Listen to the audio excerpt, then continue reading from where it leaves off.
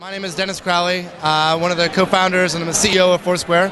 And my Twitter handle is @Dens, D-E-N-S. Why are you here? I'm one of the presenters tonight, and I was one of the presenters of two of the awards.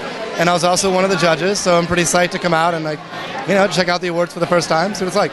Now, is there any Twitter Foursquare rivalry? No, not at all. We're really friendly with all the Twitter guys, and hopefully we grow up and we get to have an award show like this. For us one of these days.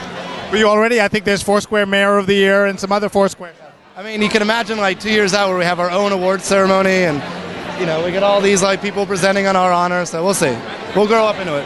What has surprised you the most about Foursquare's growth this past year? Just the growth.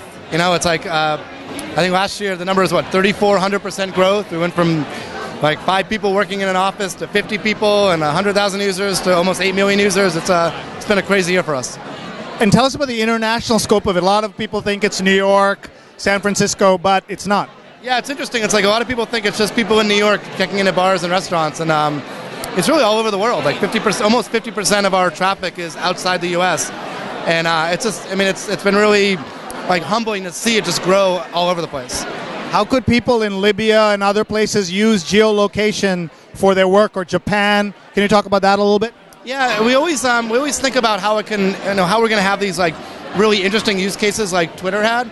And we haven't had it yet, and it took Twitter a couple of years to grow into it, where breaking news is happening or disaster relief is happening.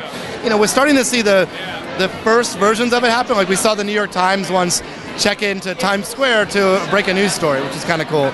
We haven't seen it yet for disaster relief, but give us some time. We'll grow into our role, I think. And who's somebody you love on Twitter who doesn't have a lot of followers, and you want to give them some Twitter love? Well, my girlfriend @Chelsea, C-H-E-L-S-A. It's like Chelsea but no E. And I always get to pimp her Twitter account. It's hilarious. It's awesome. Any words for your fans on Twitter?